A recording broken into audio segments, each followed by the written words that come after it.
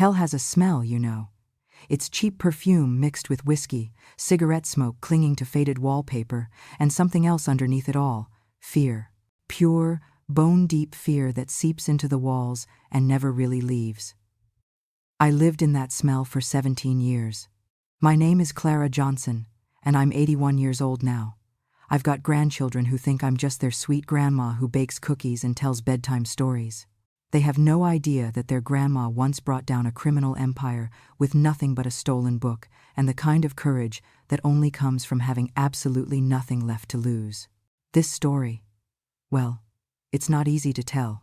I've kept these secrets buried for decades, but working at the crisis shelter these past few years, seeing young girls come through those doors with that same hollow look I once had, it's time.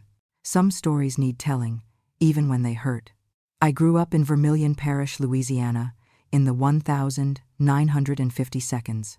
If you've never been to rural Louisiana, picture this: endless stretches of marsh grass, the smell of crude oil mixing with Spanish moss, and communities so small that everybody knew everybody's business, except when they didn't want to know. That's important to remember. Sometimes people choose not to see what's right in front of them.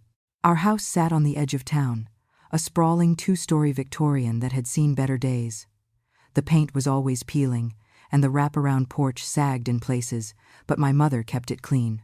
Real clean. She had this obsession with appearances, you see. Everything had to look perfect from the outside. My mother told everyone we ran a boarding house for oilfield workers. Made perfect sense.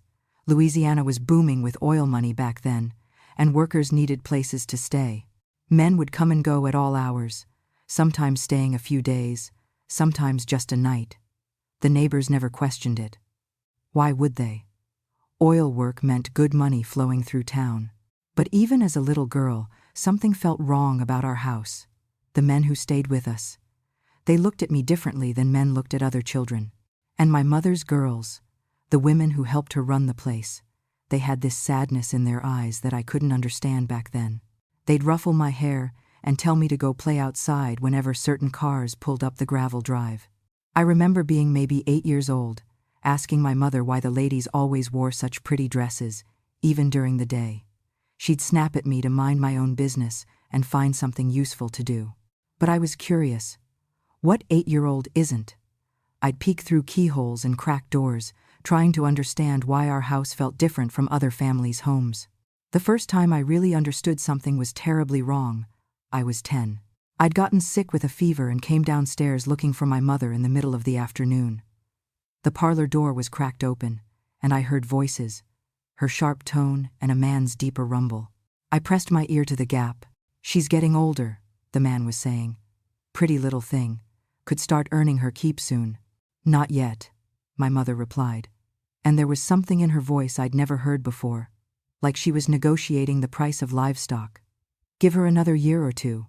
The younger they start, the shorter they last. Bad for business." I didn't understand the words then, but I understood the tone. They were talking about me like I was something to be sold. The fever made everything feel dreamlike and awful, and I crept back upstairs, my heart hammering against my ribs. That night changed everything for me. I started paying closer attention to the rhythms of our house.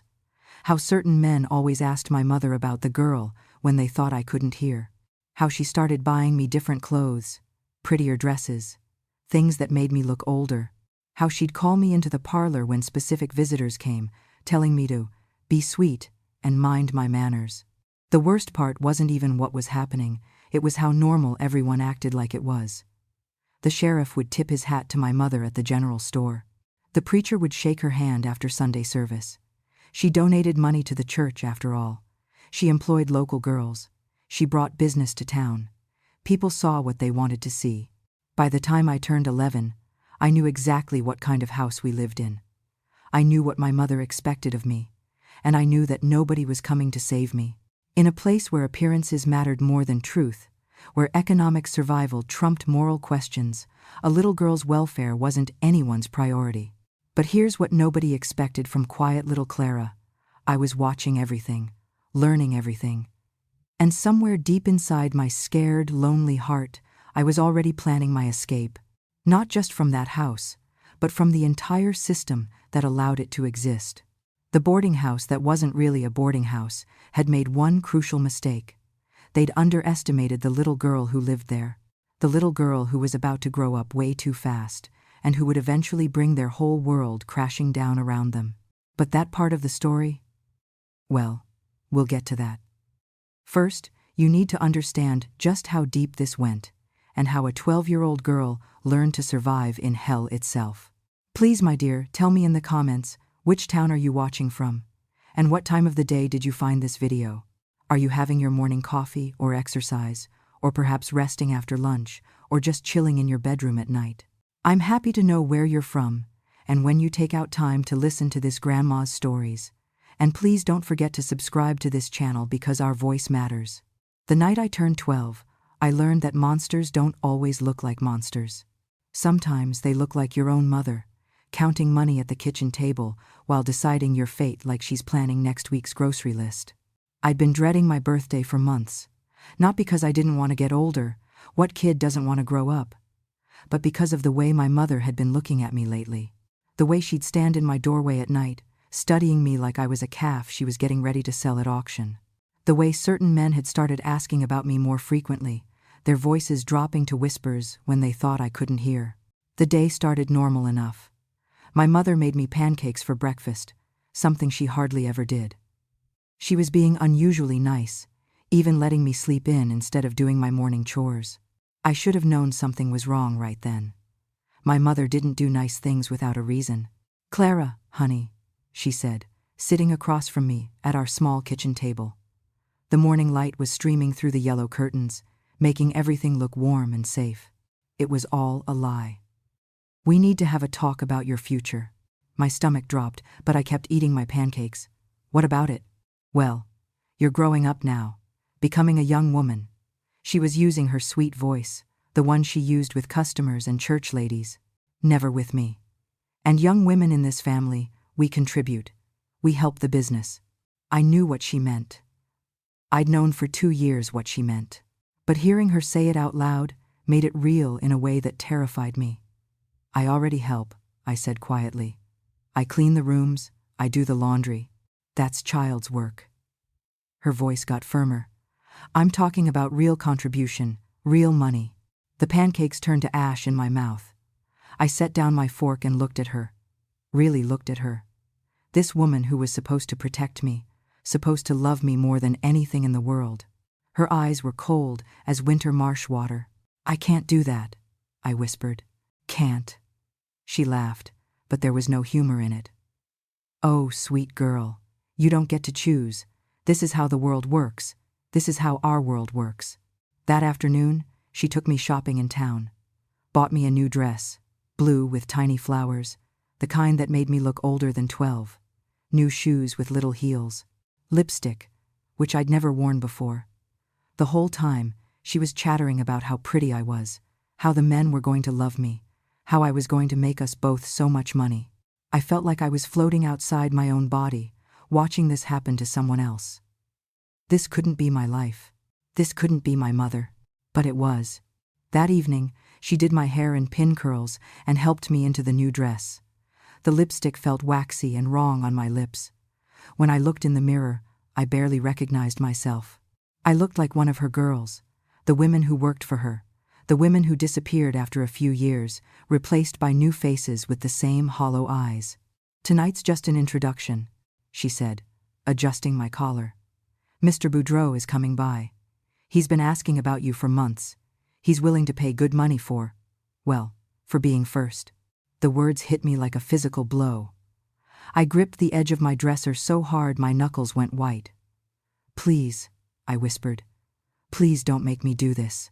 For just a second, one tiny second, I thought I saw something flicker in her eyes. Doubt, maybe, or regret. But then it was gone, replaced by that cold calculation I'd grown to know so well. "Clara, this is happening whether you fight it or not. You can make it easy on yourself, or you can make it hard, but it's happening." I heard a car pulling up the gravel drive. My mother smoothed her hair and checked her reflection one more time. "Come on," she said. "Time to meet your future." But as we walked down those creaky stairs toward the parlor where Mr. Boudreau was waiting, something inside me snapped. Not broke, snapped. Like a rubber band stretched too far. I wasn't going down without a fight. I stopped at the bottom of the stairs and looked at my mother. Really looked at her. "I'll never forgive you for this," I said quietly. "Ever." She shrugged, like it didn't matter.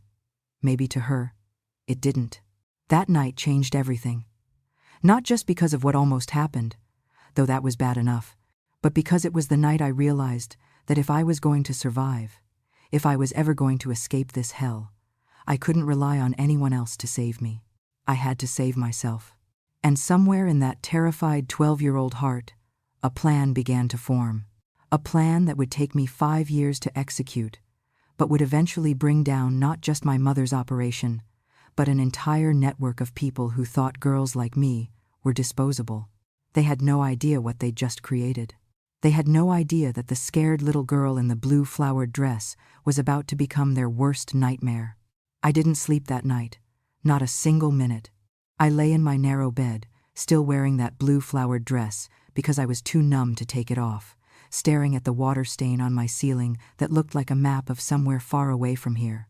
Mr. Boudreau had left around midnight, and I could hear him arguing with my mother downstairs. Something about the girl not being ready and wasting his time. I'd fought, scratched his face so hard I drew blood, screamed until my throat was raw, and for the first time in my life, my mother had backed down. Not out of love, never that, but because a hysterical, fighting child was bad for business. But I knew it was only temporary. She'd be back with a different plan, different threats, maybe drugs to make me compliant, maybe worse. That's when I made the most important decision of my young life. If I was going to survive in this house until I could escape, I had to learn everything. Every detail, every name, every secret. Knowledge was the only weapon a 12-year-old girl had in a world designed to destroy her. The next morning, I became a different person. Not outwardly, I still looked like the same scared little Clara. But inside, I started building walls around the parts of me that mattered, and I began to watch. Really watch. My mother ran her operation like a business, because that's what it was. She kept records of everything, which girls worked which nights, how much money each customer paid, special requests, regular clients. She had a system, and systems have weaknesses. I started small. When I cleaned the parlor each morning, I'd pay attention to conversations I wasn't supposed to hear. Men talking about their wives, their jobs, their fears. Information my mother used to keep them coming back and keep them quiet. "Sheriff Thibodeau's got gambling debts," I heard her tell one of the girls. "That's why he looks the other way. Judge Melancon? He's been coming here twice a week for 3 years. His wife thinks he's playing poker with the boys." These weren't just customers. They were the very people who were supposed to protect girls like me. Police, judges, city council members, church deacons. All of them were either paying for my mother's services or being paid to ignore what was happening. The network was bigger than I'd imagined. Way bigger. I started keeping my own records, hidden in a hollow space behind my bedroom baseboard.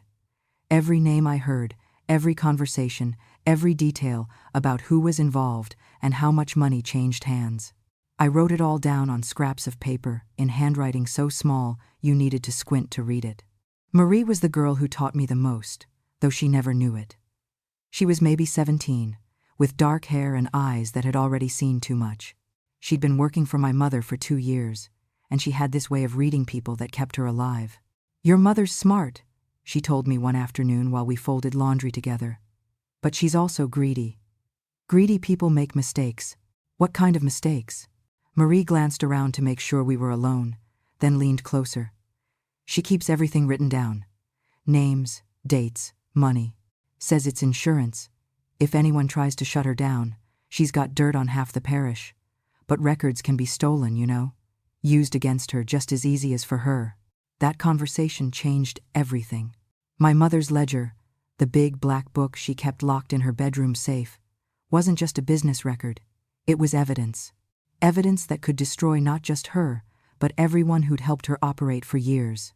I started planning my approach to that safe like it was a military operation.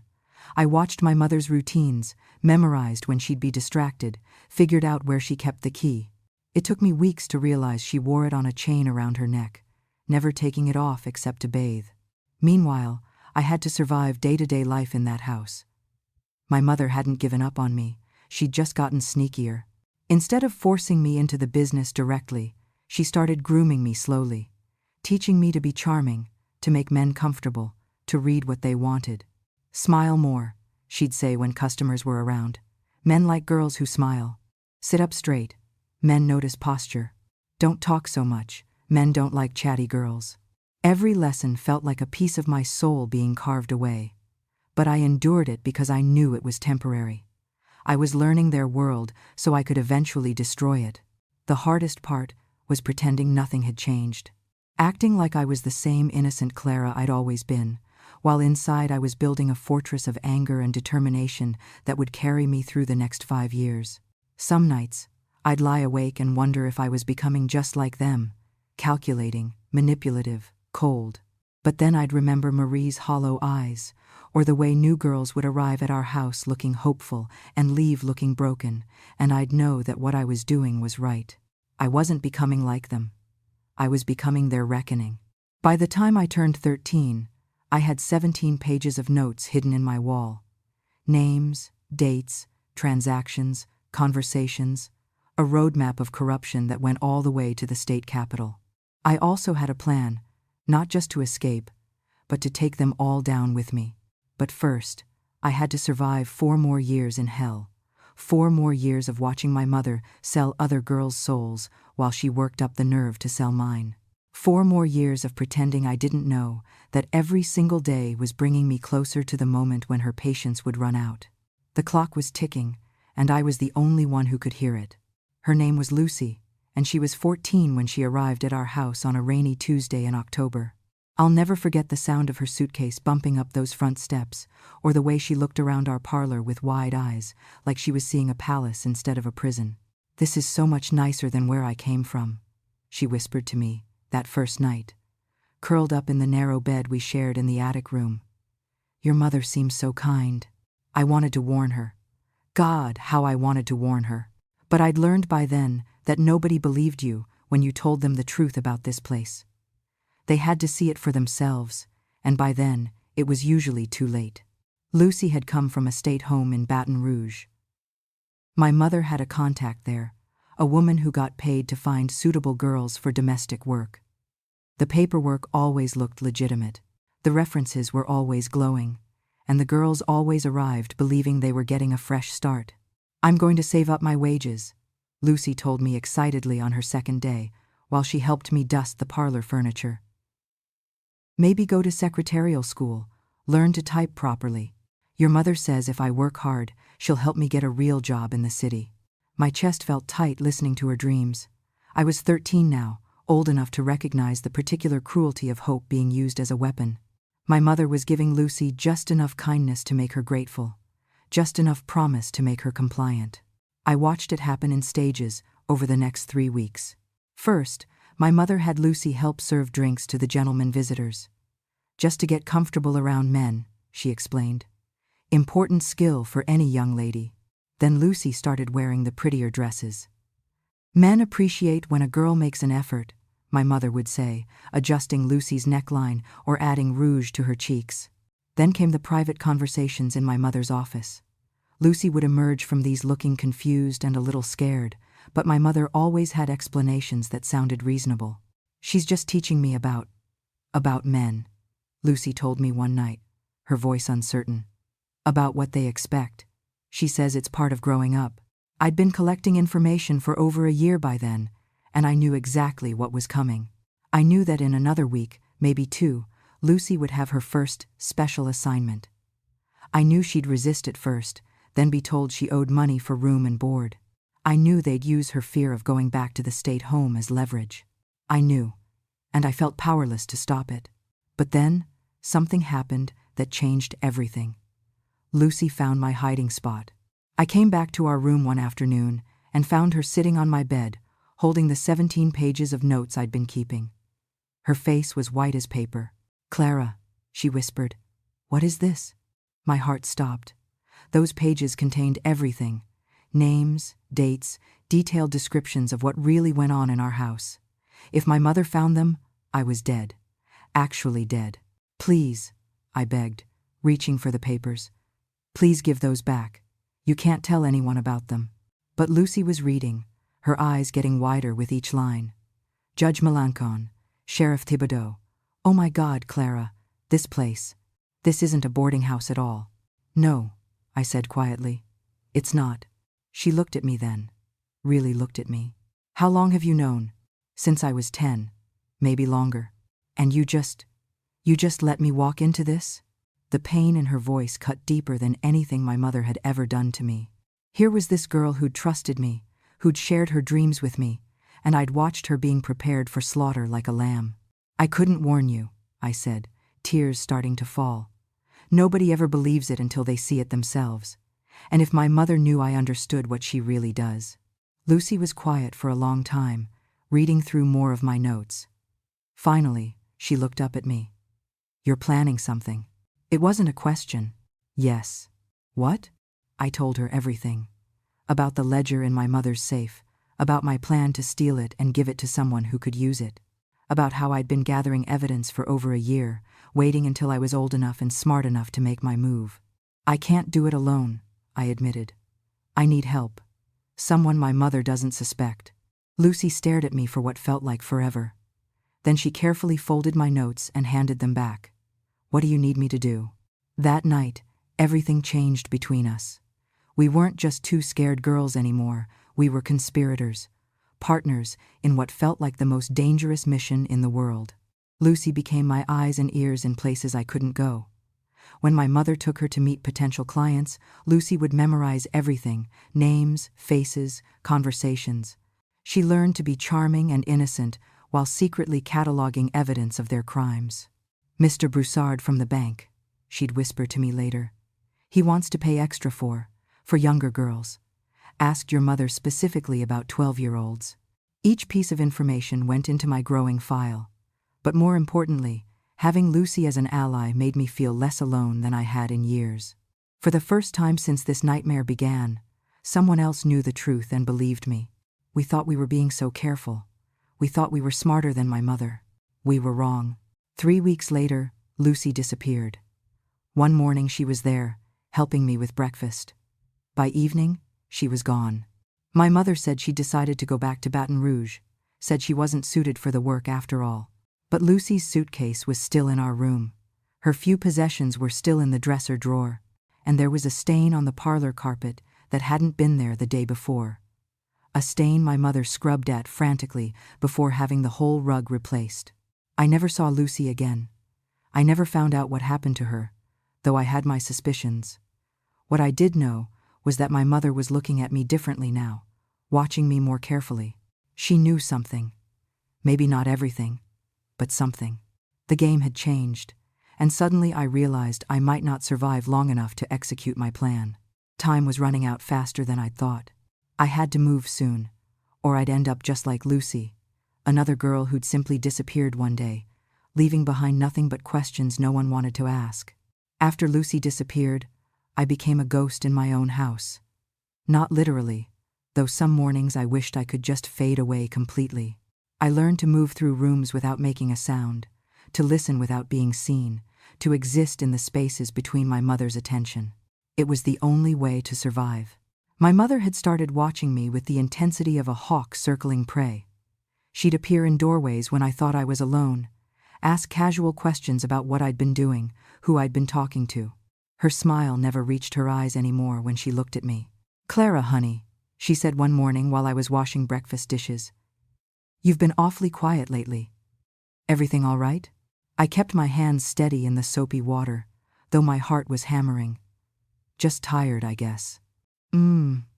She moved closer, and I could smell her perfume, the same gardenia scent that now made my stomach turn. "You know, Marie mentioned you've been asking a lot of questions about the business, about our guests." Marie. I should have known she couldn't be trusted. In a place like this, survival meant telling my mother whatever she wanted to hear, even if it meant throwing a 13-year-old girl under the bus. I was just curious. I said carefully. You always said I should learn how the house runs. True. My mother picked up a dish towel and started drying the plate I handed her. Such a normal, motherly gesture. If you didn't know better, you'd think we were just a regular family having a regular conversation. But there's a difference between learning the business and, well, being too curious about things that don't concern you. The threat was clear. I nodded and kept washing dishes, but inside I was screaming. That night, I moved my hiding spot. The loose baseboard in my room suddenly felt too obvious, too easy to find if my mother decided to search. Instead, I chose a place she'd never think to look. Inside the binding of my old Bible, carefully cutting out pages to create a hollow space just big enough for my folded notes. It felt wrong, destroying that book. It was the only thing I'd ever owned that was truly mine. A gift from a Sunday school teacher back when I was small enough to believe that God was watching out for little girls like me. But irony has a bitter taste. The good book became the perfect hiding place for evidence of the devil's work. My mother's suspicion changed everything about how I gathered information. I couldn't take obvious notes anymore, couldn't ask direct questions. Instead, I had to rely on memory and stolen moments. I learned to read upside down when my mother left papers on her desk. I practiced holding entire conversations in my head until I could write them down hours later. I taught myself to recognize the sounds different cars made on our gravel drive, matching engines to faces to names. The hardest part was pretending I didn't care about what had happened to Lucy. My mother would make casual comments about her sometimes. That girl from Baton Rouge just wasn't cut out for this work, or some people can't handle responsibility, and I had to nod along like I believed her lies. But late at night, when the house was quiet and I was sure my mother was asleep, I'd add Lucy's name to my growing list, not as a witness or a customer, as a victim. The first name in what would become a very long list of girls who'd vanished from our house without a trace. 3 months after Lucy disappeared, another girl arrived. This one was 16, from a farming family that had lost everything in a flood. Her name was Annie, and she had freckles across her nose and a laugh that reminded me of wind chimes. I wanted to warn her. The words burned in my throat every time I looked at her hopeful face. But Lucy's disappearance had taught me a terrible lesson. Sometimes trying to save someone else just got you both killed. So instead, I watched, and I remembered everything. Annie lasted 2 months before she tried to run away. They brought her back the same night, and I could hear her crying through the walls until morning. After that, she stopped laughing, stopped talking much at all.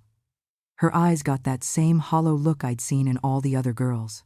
But she didn't disappear like Lucy had. Maybe because she'd learned to be compliant. Maybe because my mother had decided that making girls vanish was too risky. Or maybe because Annie was too broken to be a threat to anyone. I was learning the rules of this world through observation and pain. Fight too hard and you disappeared. Submit completely and you became another ghost walking through the halls. The trick was finding the narrow space between those two fates, the place where you could survive long enough to find a way out. By my 14th birthday, I had filled 37 pages with evidence. Names, dates, detailed accounts of crimes that reached into every level of parish government.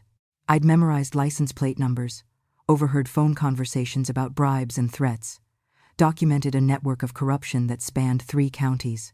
But I still didn't have the key to my mother's safe.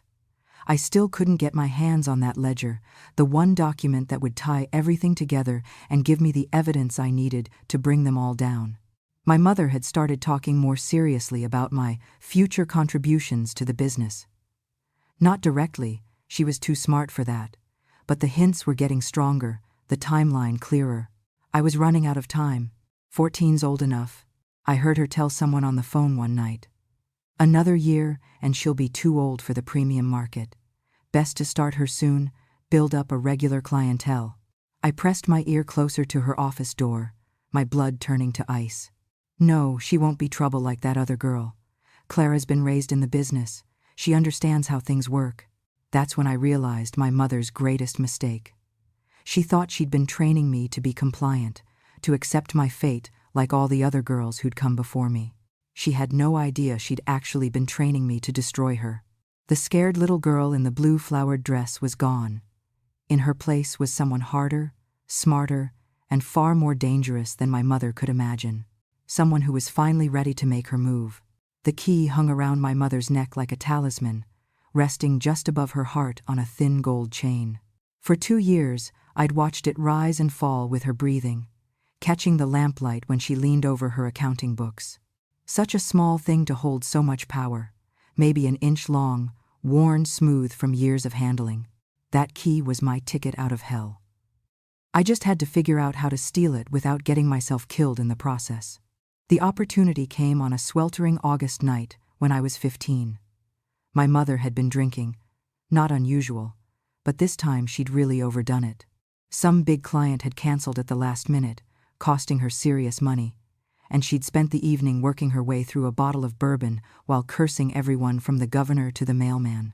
By midnight, she was passed out in her office chair, her head tilted back and snoring loud enough to wake the dead.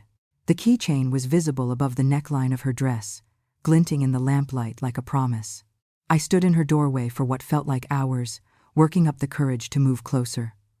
My hands were shaking so badly I had to clench them into fists to make them stop. If she woke up while I was trying to get that key, there would be no explaining it away, no excuses that would save me.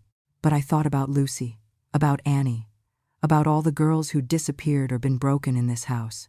I thought about the premium market my mother had planned for me, about the men who were already asking when I'd be available, and I stepped into that office. The floorboards seemed to creak louder than they ever had before. Every sound felt amplified, the tick of the wall clock, the whistle of wind through the window screens, my own heartbeat pounding in my ears. My mother's breathing stayed deep and regular, but I knew that could change in an instant. I knelt beside her chair, close enough to smell the bourbon on her breath. The chain was tangled in her hair on one side, but I could see where the clasp sat at the back of her neck. If I could just lift the chain carefully, work it over her head without waking her. My fingers were almost touching the gold links when she stirred.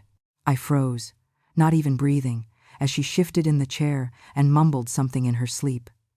The key slipped lower on her chest, disappearing under the fabric of her dress. I waited 5 full minutes before moving again, my legs cramping from crouching so long. This time, I had to actually touch her skin to reach the chain. Her neck was warm and damp with sweat, and when my fingers brushed against her throat, she made a soft sound that nearly made me bolt from the room. But the chain came free. The key was heavier than I'd expected, warm from resting against her body for so long. I held it in my palm for a moment, hardly believing I actually had it. 2 years of planning, 2 years of watching and waiting, and finally, I was holding the thing that would unlock my future. The safe was built into the wall behind a painting of some long-dead relative. I'd watched my mother open it dozens of times, memorizing the way she turned the dial. Right to 23, left to 17, right to 8. Her birthday, though she didn't know I knew that. The tumblers clicked into place with sounds that seemed loud as gunshots. I kept glancing back at my mother, sure she'd wake up at any moment, but she was still snoring peacefully in her chair. Inside the safe were stacks of money, some jewelry, and 3 black ledgers. I took the newest one, the one I'd seen her writing in just that morning. It was thick as a Bible and heavy with secrets. Getting the key back around her neck was even harder than taking it off had been. I had to lift her head slightly to work the chain underneath her hair, and she mumbled again, shifting in the chair. For one terrifying moment, her eyes fluttered open, and I thought I was caught. But she just sighed and settled deeper into sleep. I made it back to my room without being seen, my heart still hammering like a trapped bird. The ledger was hidden inside my mattress before I allowed myself to truly breathe again. The next morning, my mother woke up, hungover and irritable, with no memory of the night before. She never even checked her safe. Why would she? The key had never left her neck. That afternoon, while she was out conducting business in town, I finally opened the ledger and saw the full scope of what I'd been living inside. Page after page of names, dates, transactions. But not just prostitution. This was so much bigger than I'd imagined. My mother wasn't just running a brothel. She was running an information empire. Every man who came through our doors was documented. Their preferences, their secrets, their weaknesses. Judge Melancon liked girls who looked like his daughter. Sheriff Thibodeau had been skimming money from drug busts. City Council member Boudreau was embezzling from the parish budget to pay for his gambling debts. And it wasn't just local officials. State senators, federal judges, oil company executives, bank presidents, ECE, men with real power, all of them compromised and controlled through my mother's careful documentation of their sins. She wasn't just selling sex, she was selling silence. And when silence wasn't enough, she was selling influence. The network was vast, reaching all the way to the state capitol and beyond. My mother was like a spider at the center of a web that connected dirty cops to corrupt judges, to crooked politicians, to wealthy businessmen who thought their money made them untouchable. But spiders can be crushed, if you know where to step. I spent 3 days copying the most damning entries from the ledger, working by candlelight after everyone was asleep. Names, dates, specific crimes, amounts of money changed. Everything a prosecutor would need to build cases against dozens of powerful men. Then I put the ledger back exactly where I'd found it. My mother never knew it had been gone. She went about her business, collecting money and secrets, never suspecting that her own daughter had just stolen the ammunition that would bring down her entire empire. I was 16 years old, and I finally had what I needed to fight back. Now I just had to find someone brave enough, or honest enough, to help me use it. In a parish where corruption reached into every corner of power, that was going to be the hardest part of all. But I'd come this far. I'd survived this long. And I had something my mother had never expected me to develop. Hope. Real, dangerous, world-changing hope. Trust is a luxury you can't afford when you've spent your whole life surrounded by people who would sell your soul for the right price. By the time I was 16, I'd learned that everyone in my world was either corrupt or too scared to do anything about it. Finding someone clean enough and brave enough to help me felt impossible. But sometimes, the most unlikely people surprise you. His name was David Chen, and he was the newest reporter at the parish newspaper, a weekly rag that mostly covered church socials and high school football games. He'd moved down from Chicago after some kind of scandal with his previous paper, though nobody seemed to know exactly what had happened. He was maybe 25, with thick glasses and ink-stained fingers, and he had this way of asking questions that made the old-timers uncomfortable. I first noticed him at the library on a Saturday afternoon. I'd started going there regularly, telling my mother I was studying for my high school equivalency test, HAR, which was true, as far as it went. But really, I was researching, learning about journalism, about legal procedures, about how criminal investigations worked. David was at a corner table, surrounded by stacks of old newspapers and legal documents. He was taking notes in a precise handwriting that reminded me of my own careful record-keeping. When I walked past his table, I caught a glimpse of what he was reading. Court records from corruption cases in other parishes. Our eyes met for just a second, and something passed between us. Recognition, maybe, or just the shared understanding of two people who knew that the truth was usually buried under layers of lies and money. I started timing my library visits to coincide with his. Not obviously, I was too careful for that. But I'd watch him work, study his methods, listen to the questions he asked the librarian about accessing old records. He was methodical, patient, thorough, everything I needed in an ally. It took me 3 weeks to work up the courage to approach him.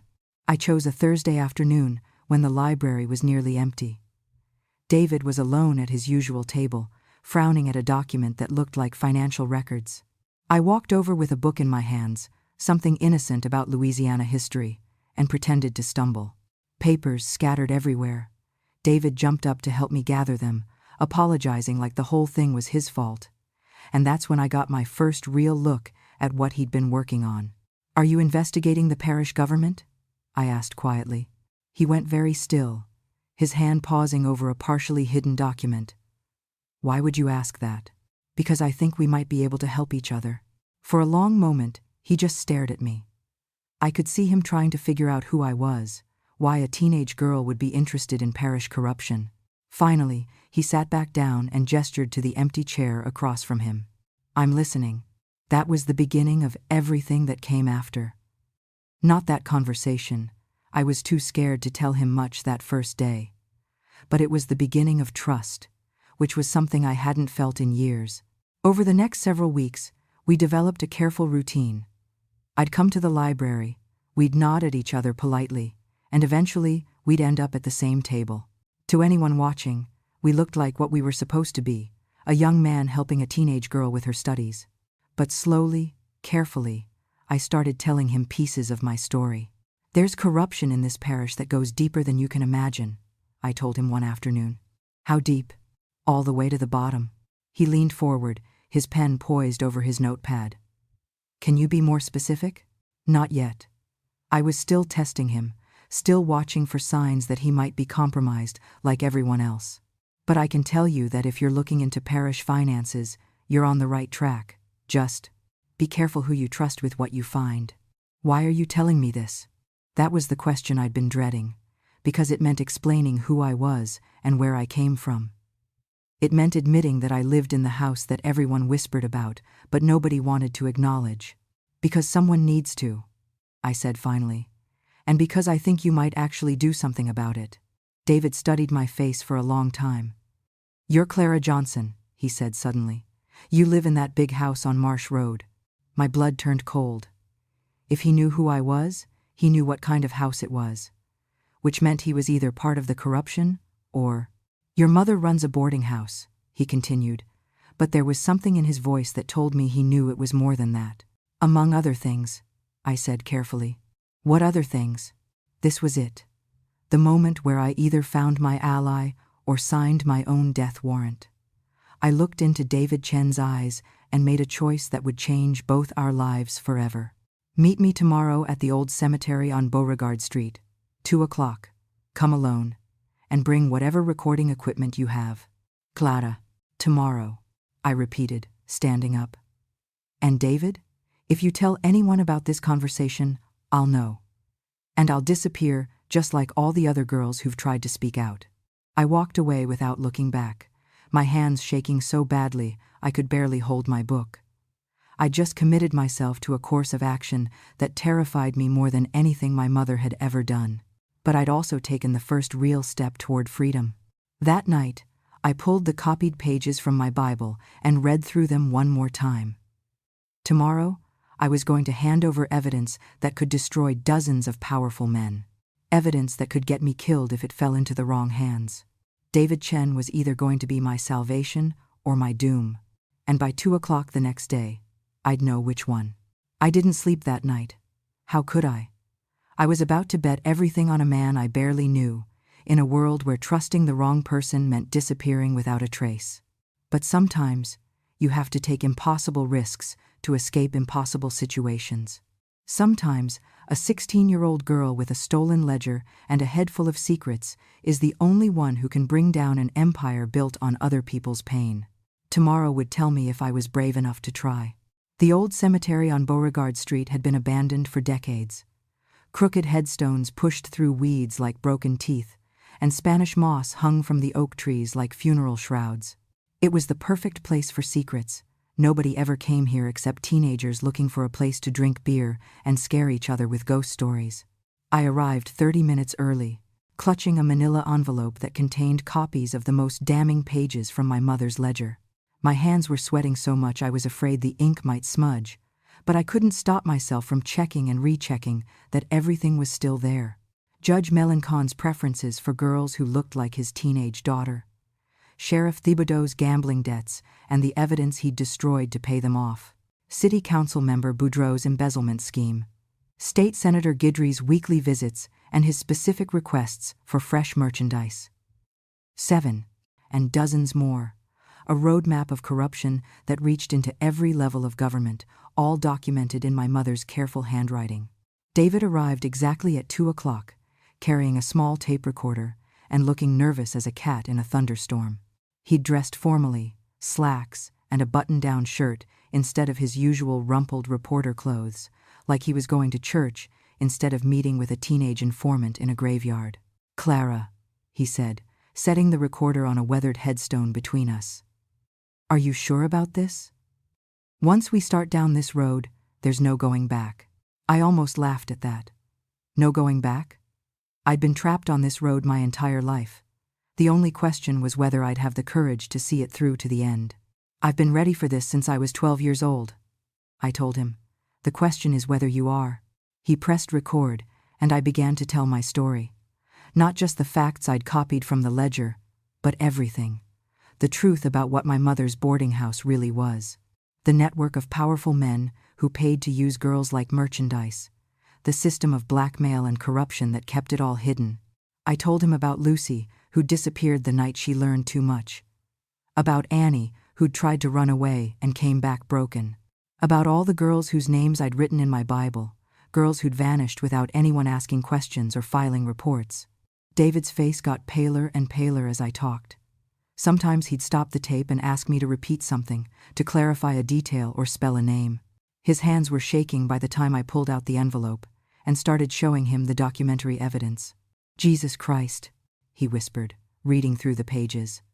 "Clara, this isn't just corruption. This island. This is a criminal conspiracy that goes all the way to the state capitol." "I know. Do you understand what you're asking me to do?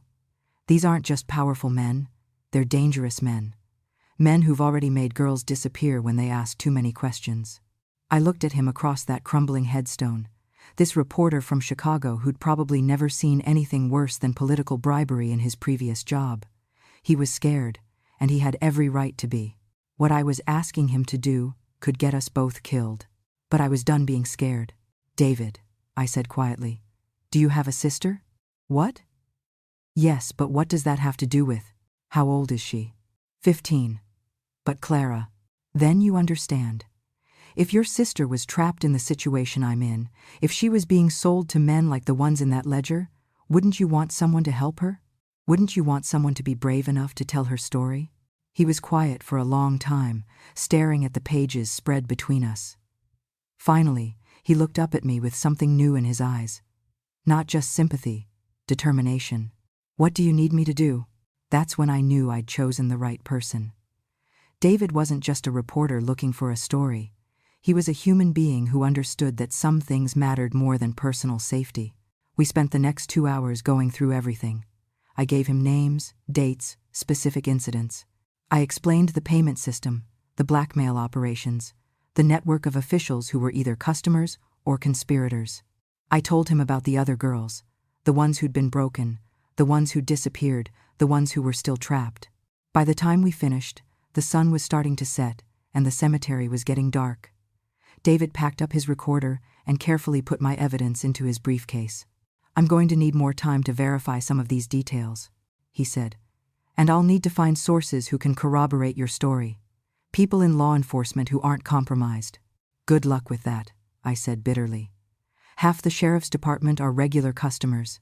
What about state police, FBI? The ledger shows payments to people at the state level too. And federal agents, well, they'd have to work through local contacts to build a case. Local contacts who might be compromised."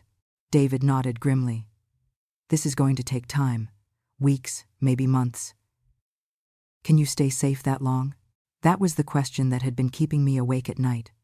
My mother was getting more insistent about my contributions to the business. I was 16 now, running out of excuses for why I wasn't ready. How much longer could I hold her off? "I'll manage," I said. "But David, you need to understand something.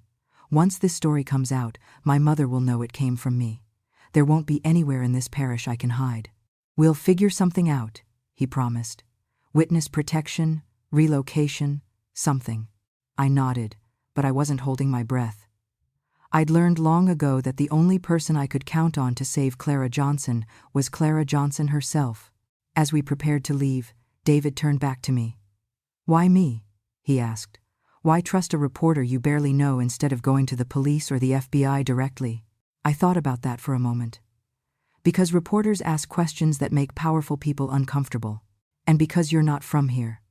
You don't owe anyone favors. You're not part of anyone's network. You're the closest thing to clean I could find. He smiled sadly. "That's not exactly a ringing endorsement. In my world," I told him, "it's the highest praise anyone can get." Walking home through the gathering darkness, I felt something I hadn't experienced in years. Hope. Real, dangerous hope that maybe, just maybe, I'd found a way out of the nightmare that had been my entire life. But hope is a luxury that can get you killed if you're not careful, and I still had to survive long enough for David to build his case and publish his story. The hardest part was just beginning. Living with a secret that could destroy your world is like carrying a bomb with a timer you can't see. You know it's going to explode eventually, but you don't know when, and every moment until then feels like walking on a tightrope over hell itself. The weeks after my meeting with David were the longest of my life. I had to wake up every morning and pretend nothing had changed. Smile at my mother over breakfast while knowing I just handed a reporter enough evidence to put her in prison for life. Help serve drinks to the very men whose crimes I documented, acting like the innocent girl they still believed me to be. My mother noticed the change in me, even though I tried to hide it. "You seem different lately," she said one evening while we were counting the day's earnings. "More confident. It's good to see you growing up." The irony was suffocating. Yes, I was more confident, because I finally had a plan, finally had hope. But she interpreted it as me accepting my fate, getting ready to take my place in her business. "I've been thinking about your future," she continued, not looking up from the stack of bills in her hands. "You'll be 17 soon. Time to start contributing properly." My blood turned to ice, but I kept my voice steady. "What do you mean?" "You know exactly what I mean, Clara. We've danced around this long enough." She finally looked at me, and her eyes were as cold as winter bayou water. "I've got 3 gentlemen interested in being your first. High-paying, respectable men. We'll start the bidding at $500. $500. That's what she thought my innocence was worth. Less than she'd paid for the new parlor furniture last month. I'm not ready," I whispered. "Ready?" She laughed, but there was no humor in it. "Girl, you've been getting ready your whole life. You think I've been feeding and housing you out of the goodness of my heart? You think all those lessons in how to act around men were for your own benefit?" Every word hit me like a physical blow. This was it, the conversation I'd been dreading for years, the moment when she stopped pretending to be my mother and revealed herself as what she'd always been, my pimp. "I need more time," I said desperately. "Just a few more months." "Time for what? You're not going to get any younger, and the market prefers fresh merchandise." She stood up and walked over to me, placing her hands on my shoulders like she was being motherly. Her grip was iron. "This is happening, Clara. Next Friday night. I've already accepted the deposit." Next Friday. 6 days away. After she went to bed, I sat in my room and calculated frantically. David had said he needed weeks, maybe months, to verify everything and build his case. It had only been 3 weeks since our meeting. Even if he worked miracles, there was no way his story would be published before Friday. I was trapped between 2 impossible choices: submit to my mother's plans and lose myself forever, or run away and abandon the one chance I had to bring down the entire network. But maybe there was a third option. The next morning, I took the biggest risk of my life. I walked into town and used the payphone outside Murphy's General Store to call the newspaper office. "I need to speak to David Chen," I told the receptionist. "I'm sorry, but Mr. Chen is out of the office this week. He's following up on a story. Can someone else help you?" My heart sank. "When will he be back?" "Not until Monday at the earliest." "Would you like to leave a message?" Monday would be too late. By Monday, I'd either be dead or broken beyond repair. "No message," I said, and hung up. That's when I realized I was truly on my own. Whatever happened next Friday, I'd have to face it without backup, without help, without any guarantee that David's investigation would ever see the light of day.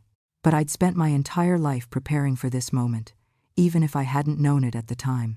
Every skill my mother had taught me about reading men, about surviving in their world, about being what they wanted to see, I could use all of that against them. I spent the rest of that week preparing like I was going to war. Because I was. I wrote out everything I could remember that wasn't already in the copies I'd given David, hiding the pages in different locations around the house. If something happened to me, maybe someone would find them eventually. Maybe my story would still get told. I practiced conversations in my head, planning exactly what I'd say to whoever won the bidding for my first time. How I'd get him talking about the other girls he'd been with, the other crimes he'd committed. How I'd make him feel safe enough to reveal secrets that could be used against him later. Most importantly, I figured out how to get word to David about what was happening, even if I didn't survive the night. Friday arrived like an execution date. My mother spent the morning fussing over me like I was getting ready for my wedding instead of my destruction. New dress, new shoes, hair and makeup, done professionally by one of her girls. "You look beautiful," she said, stepping back to admire her handiwork. "Absolutely beautiful. Mr. Trosclair is going to be very pleased." Trosclair. I knew that name from the ledger. He was a bank president who'd been skimming loan payments to fund his gambling habits, a man with a lot to lose if his secrets came out. A man who might be willing to talk if the right person asked the right questions. As the sun set that Friday evening, I looked at myself in the mirror one last time. The girl staring back at me looked older than 17, harder than anyone had a right to be at my age. But she also looked dangerous in a way that would have surprised anyone who'd known the scared little Clara from just a few years ago. I wasn't that little girl anymore.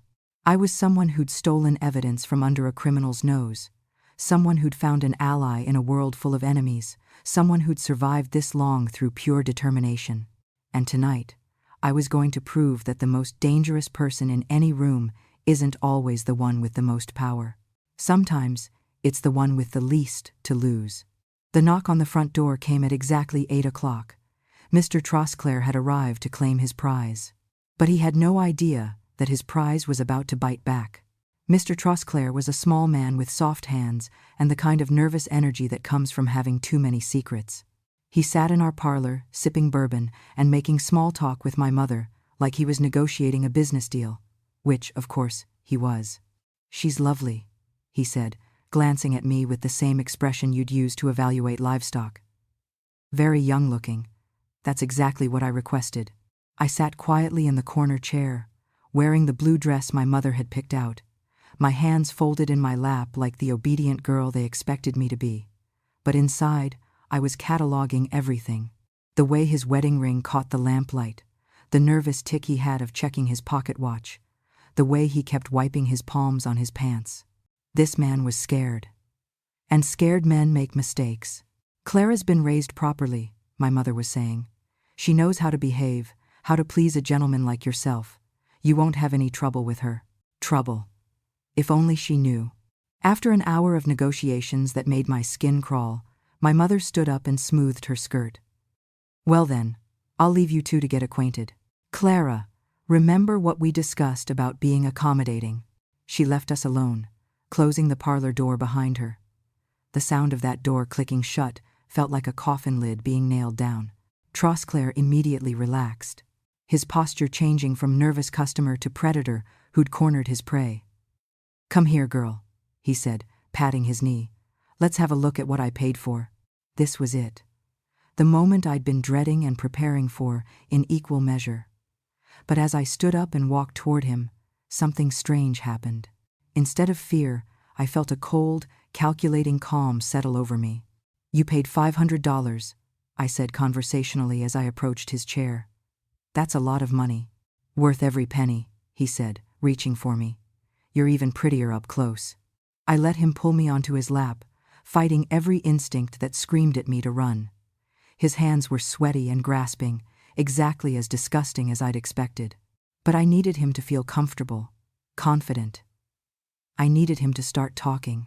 "I bet you've paid my mother a lot of money over the years," I said, trying to sound innocent and curious instead of calculating. "Smart girl." His hands were wandering now, and I had to bite the inside of my cheek to keep from recoiling. "I've been a very good customer, very loyal. She keeps records of all her good customers," I continued. "Names, dates, preferences. She says it helps her provide better service." Something shifted in his expression, just a flicker of concern. "What kind of records?" "Oh, you know, what each gentleman likes, how much they pay, special requests." I let my voice trail off like I was sharing harmless gossip instead of revealing that his crimes were documented in black and white. Now, I had his full attention. His hands had stopped their wandering, and he was studying my face with new intensity. "How would you know about any records?" he asked carefully. "I live here," I said with a shrug. "I see things, hear things. Like how you prefer girls who look young because it reminds you of your daughter's friends, or how you've been taking money from the bank to pay your gambling debts. The change in him was instant and terrifying. His grip on me tightened painfully, and his face went white with rage and fear. "You little bitch," he hissed. "What are you trying to do?" This was the moment of truth. I could back down, apologize, pretend I was just a naive girl who'd said too much. Play the victim one more time and hope he'd be satisfied with what my mother had sold him. Or I could bet everything on the plan I'd been building for years. "I'm trying to save both our lives," I said quietly. "Because in about 2 weeks, those records are going to be published in the parish newspaper. Every name, every crime, every dirty secret my mother has been collecting for years." His face went from white to green. "That's impossible. Your mother would never." "My mother doesn't know." I pulled back slightly so I could look him directly in the eyes. "But I do. I've been copying her records for years, and I gave everything to a reporter who's very interested in corruption stories." For a long moment, we just stared at each other. Him trying to figure out if I was bluffing, me praying that my gamble would pay off instead of getting me killed on the spot. Finally, he released his grip on me and leaned back in his chair. "Prove it." I reached into the pocket of my dress and pulled out a folded piece of paper, one of the copies I'd made from the ledger, specifically about him. His eyes widened as he read his own crimes written out in my mother's neat handwriting. "How much does the reporter know?" he asked, his voice barely above a whisper. "Everything. Names, dates, amounts, specific crimes.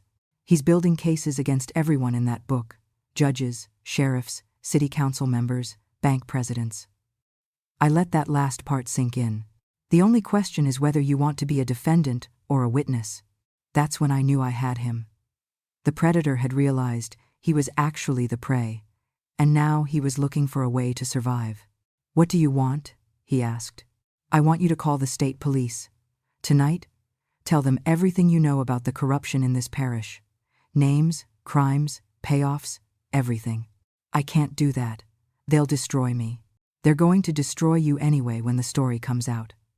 But if you cooperate now, if you help bring down the whole network, maybe you can make a deal. Maybe you can save yourself."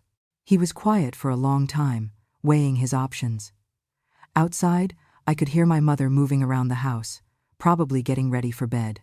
She had no idea that her entire world was crumbling in the parlor below. "If I do this," Trosclair said finally, "what happens to you? That's not your problem anymore. Your mother will kill you when she finds out." "Probably." I stood up and smoothed my dress, but I'd rather die fighting than live as her victim for one more day. He stared at me for another long moment, then reached for the telephone on the side table. "Get me the state police," he said when the operator answered. As I listened to him confess his crimes to a detective in Baton Rouge, I felt something I'd never experienced before. Power. Real power. Not the fake kind my mother wielded through fear and manipulation. The power that comes from refusing to be broken, from fighting back against impossible odds. 3 hours later, the house was surrounded by state police cars. My mother was led away in handcuffs, screaming threats and curses at me from the back seat of a patrol car. The other girls were taken to a safe house, finally free from the nightmare we'd all been living. And I stood on that front porch, watching the only world I'd ever known fall apart around me, feeling something I'd almost forgotten existed. Hope. Real, honest hope for a future that didn't include being sold to the highest bidder. I was 17 years old, and for the first time in my life, I was truly free. But freedom, I was about to learn, comes with its own challenges. Learning how to live outside the nightmare you've always known? That's a different kind of survival altogether. Now, 40 years later, as I sit in this crisis shelter, helping other survivors find their voices, I can tell you that the fight isn't over when you escape. It's just beginning. And sometimes, that's the most hopeful thing of all.